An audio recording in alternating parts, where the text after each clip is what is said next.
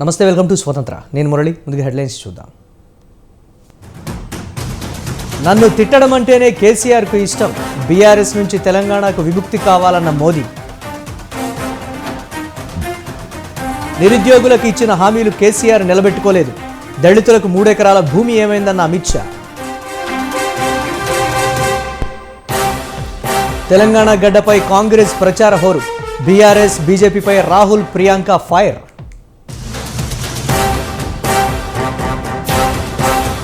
ఏపీలో జోరుగా YCP bus యాత్ర. పేదవాళ్ల అభ్యున్నతే జగన్ లక్ష్యమన్న మంత్రులు. ఈ నెల 27 నుంచి లోకేష్ పాదయాత్ర పునఃప్రారంభం. అన్ని ఏర్పాట్లు చేశామన్న ప్రతిపాటి.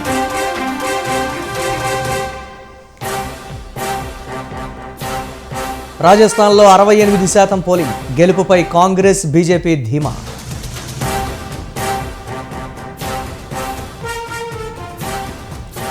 తేజస్ ప్రయాణం ఓ అద్భుతం. శాస్త్రవేత్తల అంకిత భావానికి నిదర్శనమన్న ప్రధాని.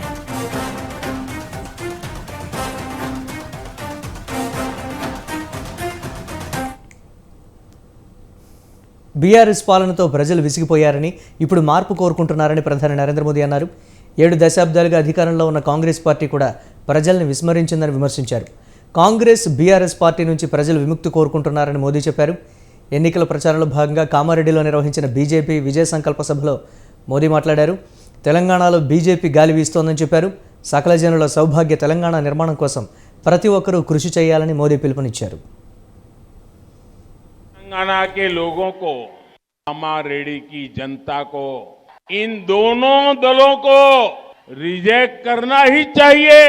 बीआरएस के सीएम और तेलंगाना के अध्यक्ष कांग्रेस के दोनों ही कामारेड्डी से चुनाव लड़ रहे हैं. साथ ही ये लोग दूसरे क्षेत्रों से भी चुनाव लड़ने के लिए उतरे हैं. ये दिखाता है कि ये लोग कितने हताश हैं, कितने डरे हुए हैं. कामारेड्डी के लोगों के पास ये मौका है कि वो कांग्रेस और बीआरएस को ये सिखा दें कि उनकी परिवारवाद, भ्रष्टाचार.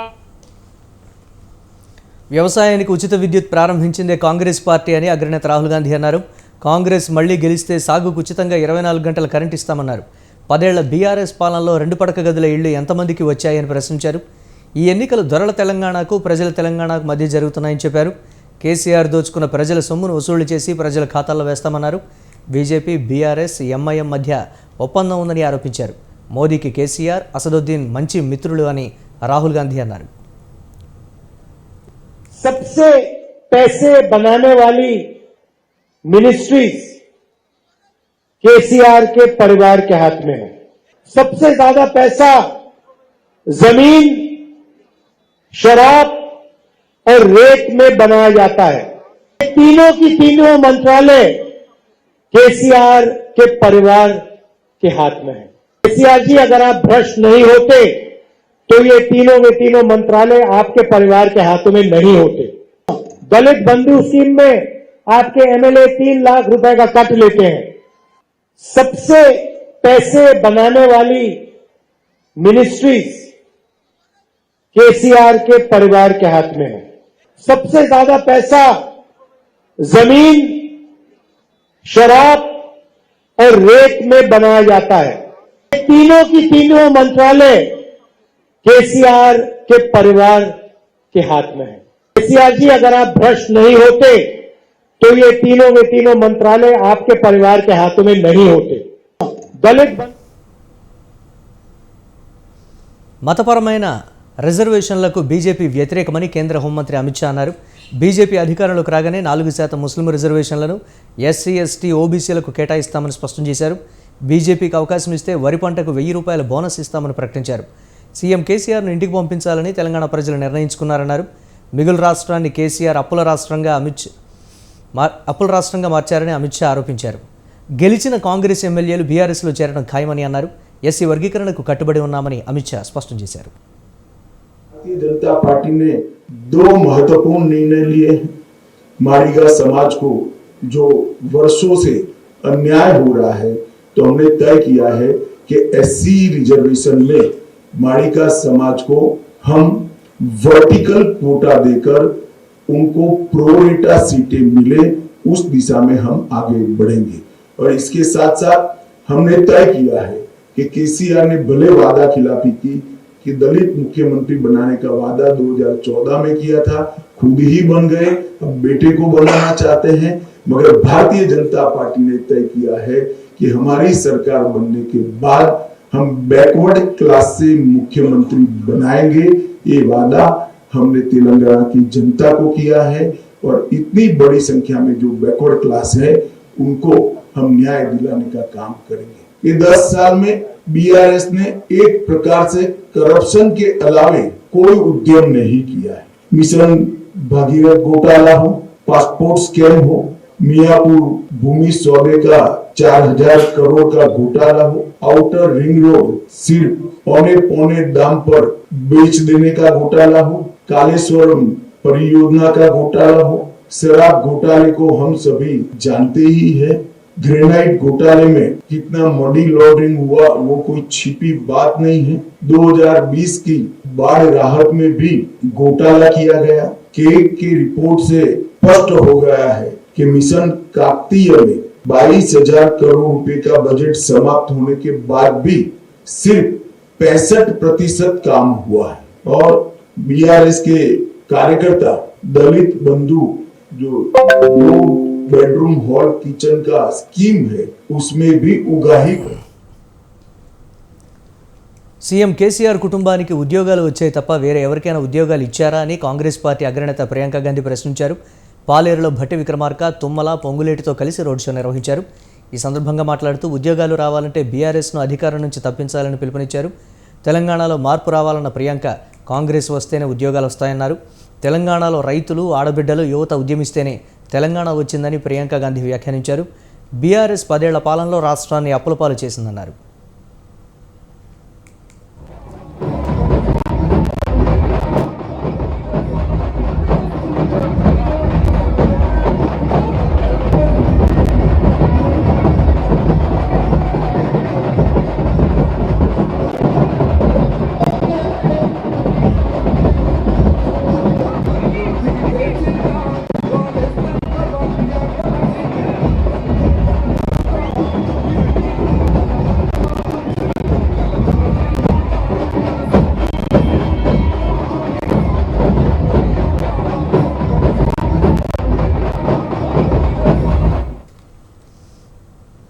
చావు నోట్లో తలపెట్టి సీఎం కేసీఆర్ తెలంగాణను తెచ్చారని మంత్రి కేటీఆర్ అన్నారు. తెలంగాణ ప్రజల కోసం ఢిల్లీ రాక్షసులతో పోరాడారని చెప్పారు. 65 ఏళ్లలో చేయని అభివృద్ధిని 10 ఏళ్లలో చేసి చూపించామని అన్నారు. అసైన్డ్ భూములు ఉన్నవారికి పూర్తి అధికారం ఇస్తామని, పుకార్లు నమ్మొద్దని కేటీఆర్ భరోసా ఇచ్చారు. 24 గంటల కరెంటు, రైతు బంధు దుబారా అని కాంగ్రెస్ నేతలు చెప్తున్నారని, మళ్లీ అధికారంలోకి వస్తే రైతు బంధు 16,000 చేస్తామని కేటీఆర్ హామీ ఇచ్చారు. తెలంగాణలో ఉన్నదంతా బీజేపీకి రైతులు ఎవ్వరు కూడా 2 ఎకరాల కంటే 3 ఎకరాల కంటే ఎక్కువ లేదు. వీళ్ళ మొక్కలకు 24 గంటల కరెంట్ ఎందుకు, 3 గంటలు ఇస్తే చాలు, ఏమవసరం ఉంది అంటుంది రేవంత్ రెడ్డి. ఎట్లా ఇస్తావా అడిగిన జర్నలిస్ట్. ఏముంది 10 HP మోటార్ పెడితే 10 HP మోటార్ పెడితే గుంజితే 3 ఎకరాలు వాడుతుంది 3 గంటల్లో అంటాడు. ఇక్కడ మొత్తం 10 HP మోటార్ వాళ్ళంతా చేయరావట్లేదు రైతులు. 10 HP మోటార్ ఉంటే 5 వస్తుందా గంట తెలుసు అని వాడట రైతు బీడనట వాడిని కొట్టేయాలి కామారెడ్డి. మనకు మొత్తం నెత్తి ఖరాబ్ అయితే మెదడు మోకాళ్ళ జాతీయ కాంగ్రెస్ పార్టీ కొట్టేయాలి. ఇంకో వేరేది లేదు. ఇక ఆయన కట్టున్నాడు. ఇంకొక ఆయన ఉన్నాడు పెద్ద మంచి ఉత్తమ్ కుమార్ రెడ్డి. ఆయన అంటుండు రైతు బంధు దుబారా ఖర్చు కేసీఆర్ పైసలు రాగా పెడుతున్నాడు. రైతు బంధు బంద్ చేద్దామా? కాంగ్రెస్ బంద్ చేద్దామా? పోలింగ్ ఉన్న రైతు బంధుకు అనుమతి ఇచ్చారని కేసీఆర్, మోదీ మధ్య ఫెవికాల్ బంధం మరోసారి బయటపడిందని టీపీసీసీ చీఫ్ రేవంత్ రెడ్డి ఆరోపించారు. మోదీ జేసీబీ క్రేన్ పెట్టి లేపిన బీఆర్ఎస్ లేవదని అన్నారు. 10 ఏళ్లు కేసీఆర్, మోదీ ఆస్తులు పంచుకున్నారని ఆరోపించారు. కేసీఆర్ ఆదేశాల మేరకే బండి సంజయ్ని తొలగించి కిషన్ రెడ్డిని అధ్యక్షుడిని చేశారని అన్నారు. సర్వేలన్నీ కాంగ్రెస్కి అనుకూలంగా ఉన్నాయన్న రేవంత్ రెడ్డి కాంగ్రెస్ గెలవడం ఖాయమని ధీమా వ్యక్తం చేశారు. చేస్తున్నా 2018లో ఏ తెలివితేటలు ప్రదర్శించిన కేసీఆర్ అనుకుంటుండో అదే తెలివితేటల్ని ఈసారి ప్రదర్శిస్తున్నాడు. ఇప్పటి వరకు నిన్నటి వరకు నరేంద్ర మోడీ గారు, అమిత్ షా గారు కేసీఆర్ అవినీతి తేలుస్తాం, మేము మళ్ళొచ్చి జైల్లో పెడతాం. 10 ఏళ్ళు మీరిద్దరు కలిసి పంచుకొని మీ ఆస్తులు పెంచుకొని 10 ఏళ్ళు ఏమీ ఈగ కూడా వాళ్ళనీయకుండా కాపాడిన మీరు మళ్ళోసారి అధికారంలోకి వస్తే కేసీఆర్ మీద చర్యలు తీసుకుంటున్నామంటేనే ఎంత వినడానికి అసహ్యంగా ఉందో. బీజేపీ కాంగ్రెస్ పార్టీ మీటింగ్స్లో ఖాళీ కుర్చీలే దర్శనమిస్తున్నాయని, బీఆర్ఎస్ సభల్లో ఇసుకేస్తే రాలనంత జనం ఉంటున్నారని మంత్రి హరీష్ రావు అన్నారు. కాంగ్రెస్ మీటింగ్ అంటే ఖాళీ కుర్చీల మీటింగ్లే అని చెప్పారు. రేవంత్ రెడ్డి మేము గెలుస్తున్నామంటారు, ఎక్కడ గెలుస్తారో చెప్పాలని ప్రశ్నించారు. కాంగ్రెస్ పార్టీ బీజేపీ వాళ్ళ మీటింగులు చూస్తే ఖాళీ కుర్చీలు కనబడుతున్నాయి. మన మీటింగ్ చూస్తేనేమో ఇసుకేస్తే రాలనంత జనం. ఆ రేవంత్ రెడ్డి కాంగ్రెస్ వాడు మేము గెలుతున్నాం అంటాడు. యాడికెళ్ళి గెలుతావు నాయన? మీ కాంగ్రెస్ పార్టీ మీటింగులు అంటే ఖాళీ కుర్చీల మీటింగులు. మీ ఉపన్యాసాలు కుర్చీలకు ఇస్తున్నారు, మా ఉపన్యాసాలు జన సముద్రంలో ఉన్నాయి. కాంగ్రెస్ వాళ్ళు వాడో వీడో వచ్చి మా కోట్లయింది అంటున్నారు. మరి వేస్తే రేపు ఆగం కామా? కర్ణాటకలో ఏమైందో దయచేసి ఒక్క విషయం ఆలోచించండి. ఇదే రాహుల్ గాంధీ, ఇదే ప్రియాంక గాంధీ పై కర్ణాటకలో ప్రచారం చేసిండ్రు. 5 గ్యారెంటీలు అన్నారు. నమ్మి ఓటేసిన పాపానికి కాంగ్రెస్ గెలవంగానే ఆడ 9 గంటల కరెంటు పోయి 3-4 గంటలకే కరెంట్ వచ్చింది. ముస్లిం రిజర్వేషన్లో రాజ్యాంగ విరుద్ధమన్నారు UP CM Yogi Adityanath. Kagaz Nagar BJP సభలో మాట్లాడుతూ బీఆర్ఎస్ ప్రభుత్వం ముస్లిం రిజర్వేషన్లు తీసుకొచ్చి ఎస్సీ ఎస్టీ బలహీన వర్గాలకు అన్యాయం చేయాలని చూస్తోందని విమర్శించారు. ముస్లిం రిజర్వేషన్లు రద్దు కావాలంటే బీజేపీ అధికారంలోకి రావాలన్నారు. బీఆర్ఎస్ అంటే భ్రష్టాచార్ రిష్వత్ కోర్ సమితి అంటూ వ్యాఖ్యలు చేశారు.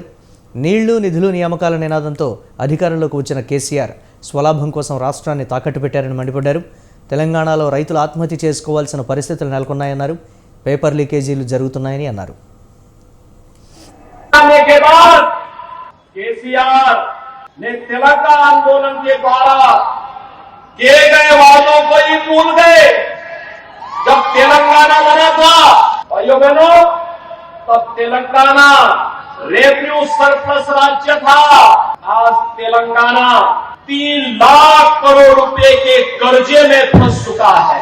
याद करिए, आज बीआरएस का मतलब है भ्रष्टाचार रिश्वतखोरी समिति. यानी बीआरएस का मतलब है भ्रष्टाचार रिश्वतखोरी समिति. और यहाँ के नौजवानों के साथ, यहाँ के किसानों के साथ, यहाँ కర్ణాటకలో పాలన సెక్రటేరియట్ నుంచి నడుస్తోందని, తెలంగాణలో మాత్రం పాలన ఫామ్ హౌస్ నుంచి నడుస్తోందన్నారు Karnataka deputy CM DK Shivakumar. ఎమ్మెల్యేలను కొనడంలో కేసీఆర్ ఎక్స్పర్ట్ అని ఎద్దేవా చేశారు. తెలంగాణలో కాంగ్రెస్ వస్తే ముఖ్యమంత్రి అభ్యర్థి విషయంలో అధిష్టానం నిర్ణయమే ఫైనల్ అని స్పష్టం చేశారు. కరెంటు విషయంలో తెలంగాణ కంటే తామే మెరుగ్గా ఉన్నామన్న శివకుమార్ హైదరాబాద్, బెంగళూరు దేశానికి కవలపిల్లలు అని అన్నారు. We should have a change, and the change will be our national party, and the party will have, they already said it. Congress party has a big history. Congress party contribution to this country is very high. Whatever they promise, they deliver. Congress history is country history. Congress strength is country's strength. They kept the country united, and let us stand by them. Since Srimati Sonia Gandhi promised state of Telangana, whatever happened at that point of time, I don't want to elaborate much. You all know, and Mr. KCR also has committed himself that who gave Telangana, who is responsible. So the people of Telangana feel that we have betrayed Congress. Now it is time to pay gratitude to Srimati Sonia Gandhi and Congress party. The entire country is looking at Telangana, not only the country. తెలంగాణలో అభివృద్ధి జరగాలంటే కేవలం బీజేపీతోనే సాధ్యమని MP GVL అన్నారు. బంగారు తెలంగాణ చేస్తామని చెప్పి మోసం చేశారని ఆరోపించారు. ఉద్యమంలో పోరాటం చేసిన యువతను కూడా పట్టించుకోలేదని ఆగ్రహం వ్యక్తం చేశారు. బీసీని ముఖ్యమంత్రి చేయడం బీజేపీ వల్లే సాధ్యమవుతోందని చెప్పారు. బీసీని ఎస్సీని ముఖ్యమంత్రిని చేస్తామని చెప్పే ధైర్యం రేవంత్ రెడ్డికి ఉందా అని జీవీఎల్ ప్రశ్నించారు. నిజం చెప్పాలంటే పూర్తిగా వారిని చర్చలో నుంచే పక్కన పెట్టేశారు. అవినీతిమయ రాజకీయాలు చేశారు, కుటుంబ రాజకీయాలు చేశారు. మీ కుటుంబంలో వ్యక్తులందరికీ మంత్రులు, ఎమ్మెల్సీ పదవులు కట్టబెట్టారు తప్పితే యువతకి ఉద్యోగాలు లేకుంటే అసలు తెలంగాణ రాష్ట్ర ఉద్యమమే లేదు. అటువంటి తెలంగాణ యువత ఈరోజు నిజం చెప్పాలంటే పూర్తిగా వారిని చర్చలో నుంచే పక్కన పెట్టేశారు. అవినీతిమయ సిపిఎం జాతీయ కార్యదర్శి సీతారాం యేచూరి సంచలన ప్రకటన చేశారు. తాను పోటీ చేయని చోట కాంగ్రెస్ పార్టీకి మద్దతు ఇస్తామని ప్రకటించారు. బీజేపీ, బీఆర్ఎస్ వ్యతిరేకంగానే తాము ఎన్నికల ప్రచారం చేస్తున్నామన్నారు. ఖమ్మంలో పార్టీ బలంగా ఉన్నందునే అక్కడ బరిలో దిగామన్నారు. బీజేపీ ఎన్నికల్లో ఓడిన ప్రభుత్వాలు ఏర్పాటు చేసిన చరిత్ర ఉంది కాబట్టి ఎన్ని సీట్లు వచ్చినా మాదే ప్రభుత్వం అంటోందని విమర్శించారు. ఎన్నికల్లో డబ్బు ప్రవాహం ఆపాలని ఎన్నికల సంఘానికి కూడా కంప్లైంట్ చేశామన్నారు. ఏదైతే అనుసరిస్తున్నాయో ఈ దేశానికి వ్యతిరేకం, ప్రజానీకానికి వ్యతిరేకం. అందుకోసం వాళ్ళు ఓటమి కావాలి. మాకున్న 4 ఓట్లున్నా అందరూ ఆ 4 ఓట్లకి లాబీ చేస్తారు. అందుకోసం ఏదో లాబీ చేశాడు కానీ మేము వాళ్ళతో వెళ్ళిపోయాం అనుకోవడం అది కూడా కరెక్ట్ కాదు. మేము తీసుకున్నది ఒక పొలిటికల్ అవగాహన. కాంగ్రెస్తో పాటు మేము కలిసి పోటీ చేద్దామనే ఉద్దేశంతో దిగాం ఎన్నికల్లో. అది కుదరలేకపోయింది కనుక మేము లేని చోట్ల బీజేపీని ఓడించాలంటే కాంగ్రెస్కి ఓటేమి. మేము మా ఇండిపెండెంట్ పొజిషన్ని మెయింటైన్ చేసుకోవడానికి మా బలాబలాలు, మా స్ట్రాంగ్ హోల్డ్స్లో మేము కంటెస్ట్ చేస్తున్నాం. ఆ ఇండియా ఫార్మేషన్లో కీలకమైన పాత్ర వధించాం, ఇవాళ వధిస్తున్నాం. అందుకోసం జనసేన అధినేత పవన్ కళ్యాణ్పై మాజీ మంత్రి పేర్ని నాని ఫైర్ అయ్యారు. విశాఖ ఫిషింగ్ హార్బర్ ఫైర్ యాక్సిడెంట్ని పవన్ కళ్యాణ్ రాజకీయం చేస్తున్నాడని ధ్వజమెత్తారు. ప్రమాదం జరిగిన వెంటనే సీఎం జగన్ స్పందించడంతో పాటు బాధిత బోటు యజమానులకు పరిహారం అందించారన్నారు. దీన్ని జీర్ణించుకోలేని పవన్ కళ్యాణ్ సీఎం జగన్పై విషం కక్కుతున్నాడని పేర్ని నాని మండిపడ్డారు. 2014 నుండి 2019 వరకు టీడీపీ, జనసేన ప్రభుత్వంలో మత్స్యకారులకు చేసిందేంటో చెప్పాలన్నారు. చంద్రబాబును అధికారంలోకి తీసుకురావాలనే తాపత్రయమే తప్ప ప్రజలకు మంచి చేద్దామన్న ఆలోచన పవన్ కళ్యాణ్కు లేదని పేర్ని నాని విమర్శించారు. అలాగే పాక్షికంగా దెబ్బతిన్నటువంటి 18 మంది బోట్లకి డబ్బులు ఇవ్వటం జరిగింది. వలలు తగలబడిపోయినటువంటి ఒక వ్యక్తి, ఒక మత్స్యకారుడికి కేవలం వల మాత్రమే తగలబడిపోతే అతనికి 80,000 రూపాయలు ఇవ్వటం జరిగింది. ఇవాళ ఆయన చెప్తాడు 5 లక్షలు ఇస్తున్నాడు, 5 లక్షల చేతిలో పెడుతున్నా అని. ఎంత పచ్చి దగాకోరు మాటలంటే. విశాఖ ఫిషింగ్ హార్బర్ అగ్ని ప్రమాదం కేసు మలుపులు తిరుగుతోంది. పోలీసుల విచారణలో కీలక విషయాలు బయటకు వచ్చాయి. వాసుపల్లి నానిని ప్రధాన నిందితుడిగా గుర్తించారు పోలీసులు. ఫిషింగ్ హార్బర్లో జరిగిన ఘటనలో నైలాన్ వలల వల్ల ప్రమాదం తీవ్రత పెరిగిందని విశాఖ సిపి రవిశంకర్ చెప్పారు. ఈ అగ్ని ప్రమాదంలో 30 బోట్లు కాలిపోయాయన్నారు. ఈ ఘటనలో వాసుపల్లి నాని, అతడి మామ సత్యం ప్రధాన నిందితులుగా తేల్చామని చెప్పారు. మధ్యమత్తులో సిగరెట్లు పక్క బోటులకు విసిరేశారని సిపి చెప్పారు.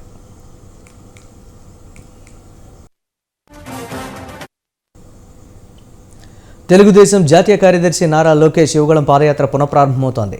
పార్టీ అధినేత చంద్రబాబు నాయుడు అరెస్ట్ అయిన సందర్భంలో లోకేష్ యువగళం పాదయాత్ర నిలిచిపోయింది. అంబేద్కర్ కోనసీమ జిల్లా పొదలాడ గ్రామంలో నిలిచిన యువగళం పాదయాత్రను మళ్లీ ఈ నెల 27వ తేదీన అక్కడి నుంచే ప్రారంభమవుతుందని మాజీ మంత్రి ప్రత్తిపాటి పుల్లారావు తెలిపారు. పాదయాత్రకు అన్ని ఏర్పాట్లు చేశామని ఆయన అన్నారు. పాదయాత్ర ప్రారంభమైన తర్వాత తాటిపాక సెంటర్లో బహిరంగ సభ నిర్వహిస్తున్నామని ప్రత్తిపాటి పుల్లారావు తెలిపారు.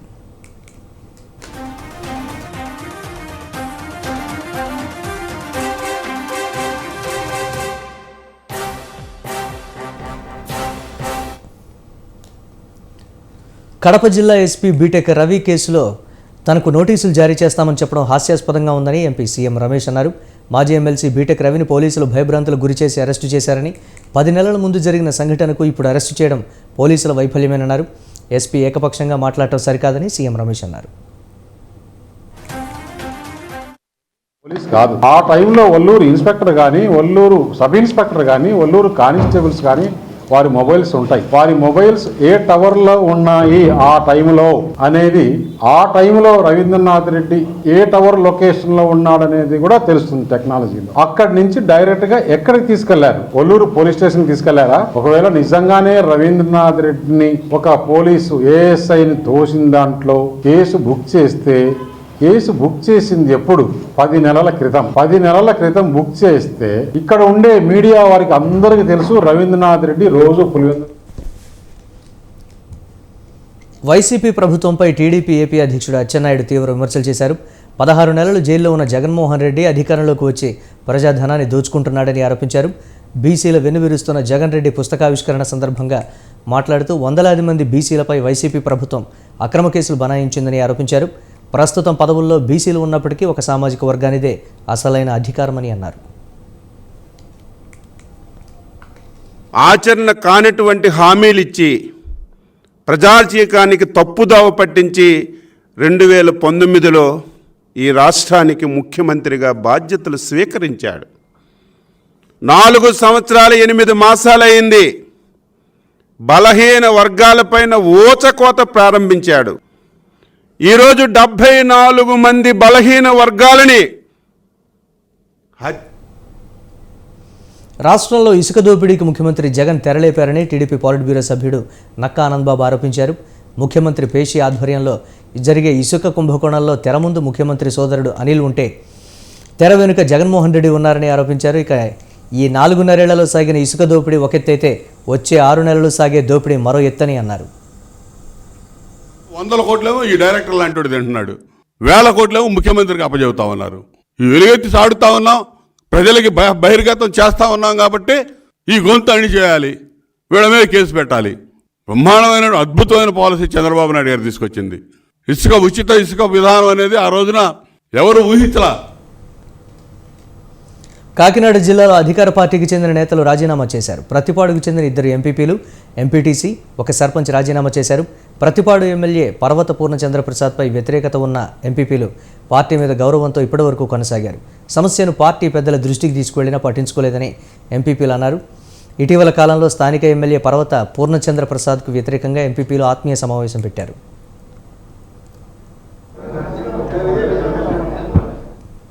నేను తూర్పులక్ష్మీపురం గ్రామానికి సర్పంచ్గా చేస్తున్నా, ఇంకా డెంటిస్ట్గా కూడా చదువుకుంటున్నా. ఇప్పటికి నేను సర్పంచ్గా స్టార్ట్ అయ్యి 3 ఇయర్స్ కాబోతుంది. ఇప్పటికి ఇంకా నాకు పార్టీ నుంచి మినిమం సపోర్ట్ కూడా అందట్లేదు. 3 ఇయర్స్ నుంచి అవమానాల మీద అవమానాలు చేస్తూనే ఉన్నారు. ఇప్పుడు మొన్న జరిగిన సామాజిక సాధికార యాత్ర విషయం కూడా మాకు తెలియజేయలేదు. నేను ఒక 24 ఇయర్స్ అమ్మాయిని, ఆడపిల్లని, చాలా ప్రాబ్లమ్స్ ఫేస్ చేసి బయటకు వచ్చా. అది కూడా ఇండివిజువల్గా గెలిచాం, మేము ఇండిపెండెంట్గా గెలిచాం. పార్టీ నుంచి అసలు సపోర్టే రాలేదు మాకు. ఇంత ఇండిపెండెంట్గా గెలిచగా కూడా సొంత పార్టీలోనే అన్ని అవమానాలు భరిస్తున్నాం, ఇప్పటికీ భరిస్తున్నాం. ఇంకా అవమానాలు ఇంకా ఫేస్ చేయాలనుకోవట్లేదు. అందుకే పార్టీ నుంచి బయటకు వచ్చాను. నా పేరు నాగభార్గవి, నేను తూర్పులక్ష్మీపురం గ్రామానికి సర్పంచ్. 5 రాష్ట్రాల ఎన్నికల్లో భాగంగా నిర్వహించిన రాజస్థాన్ అసెంబ్లీ ఎన్నికల పోలింగ్ ముగిసింది. ఉదయం 7 గంటలకు ప్రారంభమైన పోలింగ్ సాయంత్రం 6 గంటలకు ముగిసింది. రాజస్థాన్లో మొత్తం 200 అసెంబ్లీ స్థానాలు ఉండగా ఓ అభ్యర్థి చనిపోవడంతో 199 నియోజకవర్గాలకు పోలింగ్ నిర్వహించారు. ఓటు హక్కు వినియోగించుకునేందుకు ఉదయం నుంచే పోలింగ్ కేంద్రాల దగ్గర ప్రజలు బారులు తీరారు. మొత్తం 68% పైగా పోలింగ్ నమోదైంది.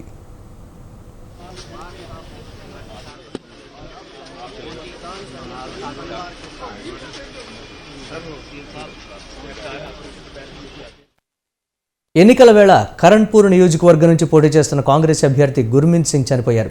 దీంతో 199 సెగ్మెంట్లకే పోలింగ్ నిర్వహించారు.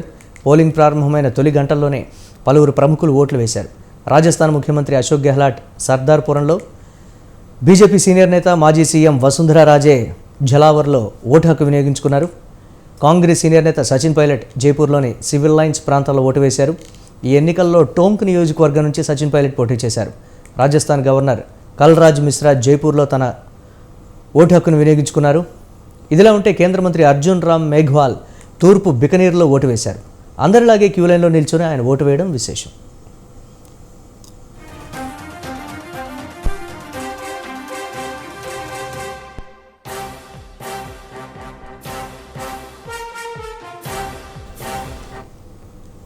రాజస్థాన్లో ప్రస్తుతం కాంగ్రెస్ ప్రభుత్వం ఉంది. అశోక్ గెహ్లాట్ సర్కార్ అమలు చేసిన సంక్షేమ పథకాలే మరోసారి తమను గెలుపు తీరాలకు చేరుస్తాయని కాంగ్రెస్ నాయకులు ధీమా వ్యక్తం చేస్తున్నారు.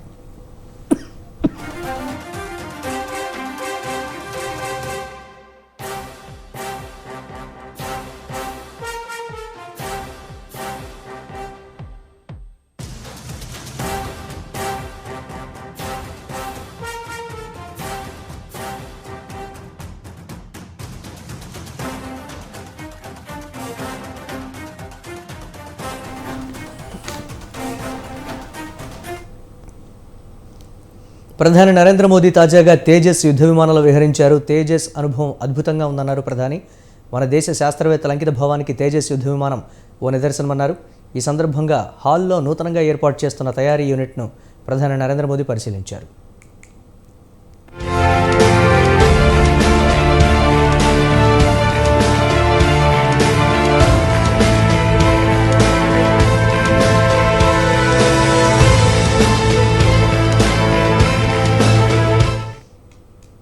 ప్రధాని నరేంద్ర మోదీ సహజంగా ఎప్పుడూ క్షణం తీరిక లేకుండా ఉంటారు. అలాంటిది కర్ణాటక పర్యటనలో తీరిక చేసుకున్నారు.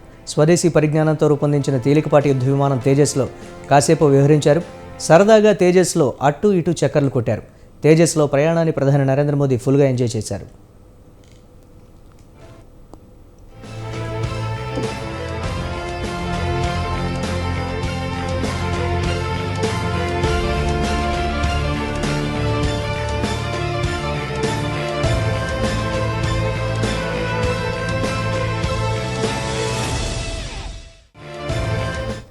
తేజస్లో విహరించిన ఫోటోలను ప్రధాని నరేంద్ర మోదీ సోషల్ మీడియాలో పోస్ట్ చేశారు.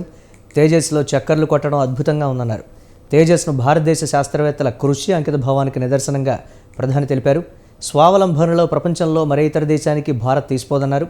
ఈ సందర్భంగా భారత వాయుసేన, DRDO, హిందుస్థాన్ ఏరోనాటికల్స్ లిమిటెడ్కు ప్రధాని మోదీ అభినందనలు తెలియజేశారు.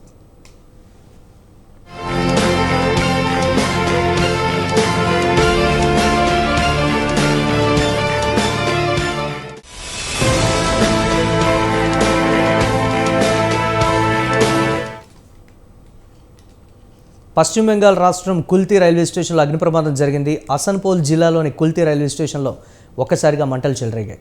రైల్వే స్టేషన్లో మంటలతో రైల్వే స్టేషన్ అధికారులు, సిబ్బంది అప్రమత్తమై రైల్వే లైన్ విద్యుత్ నిలిపివేసి ప్లాట్ఫామ్పై ఉన్న ప్రయాణికులను బయటకు పంపారు. సమాచారం అందుకున్న ఫైర్ సిబ్బంది మంటలను అదుపు చేశారు.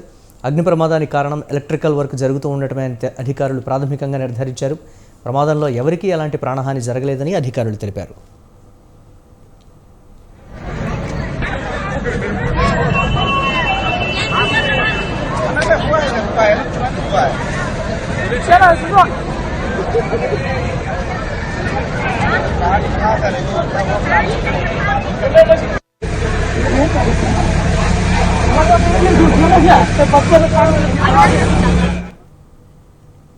పాకిస్తాన్లోని కరాచీలో ఘోర అగ్ని ప్రమాదం సంభవించింది. నగరంలోని ఓ షాపింగ్ మాల్ 2వ అంతస్తులో మంటలు చెలరేగి 3వ అంతస్తు వరకు మంటలు వేగంగా వ్యాపించాయి.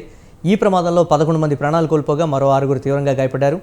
సమాచారం అందుకున్న పోలీసులు, అగ్నిమాపక సిబ్బంది ఘటనా స్థలానికి చేరుకొని సహాయక చర్యలు చేపట్టారు. ఈ ప్రమాదంలో 11 మంది ప్రాణాలు కోల్పోయినట్లు అధికారులు తెలిపారు.